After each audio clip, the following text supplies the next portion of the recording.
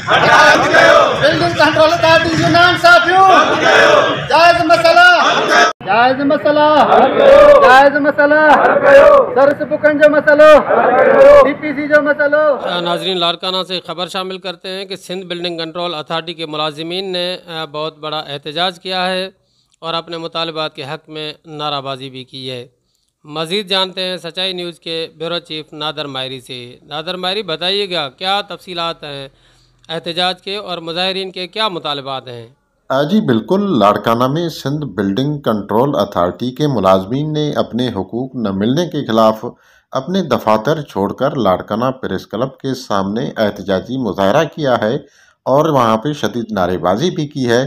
उस मौके पे शाहनवाज अली हकड़ो, मोहम्मद हनीफ सोलंकी और वकील अहमद मायरी ने कहा कि 13 साल हो गए हैं लेकिन न प्रमोशन मिला है, न डीपीसी हुई है और न सर्विस बुक बने हैं, न फंड्स बुक बना है और ना ही जो है वो टाइम स्केल मिला है।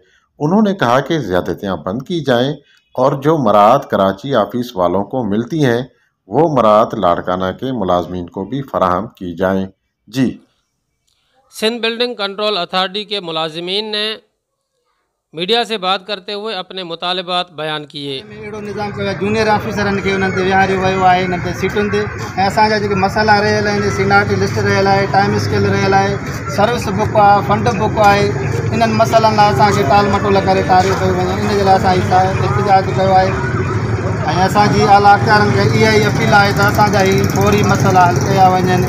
हिन में असां अर्ज़ु कयूं था असांजे पीपल्स पार्टी जो चेयरमैन आहे बिलाल भुट्टो ज़रदारी साहब खे ऐं सैयद मुराद अली शाह साहब खे ऐं सेक्रेटरी लोकल गवर्नमेंट जो उनखे बि असांजी अपील आहे ऐं director general Sindh building control authority जो त हीअ असांजा फौरी मुतालबा मंज़ूर कया वञनि।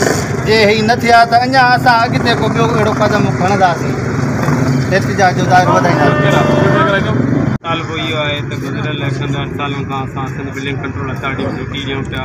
असांजा जेके जेन्युइन मसइला आहिनि उहो आहे हिकिड़ो प्रमोशन, ॿियो आहे सर्विस बुक मेंटेन करणु ऐं ॿियो आहे जीपी फंड। जेके असांजा जाइज़ मसइला ते हल नथा कया वञनि उन करे इहो असांजो एहतजाज आहे ऐं एहतजाज रिकॉर्ड करायूं पिया। असां उन खां पुरज़ोर अपील था कयूं त असांजा फौरी तौर ते जेके बि जाइज़ मसइला आहिनि उहे हल कया वञनि, वरना असांजा एहतजाजी दाइरो वधाए वेंदो। गुज़ारिश आला अख़्तियार में क़दार कयो। ओके।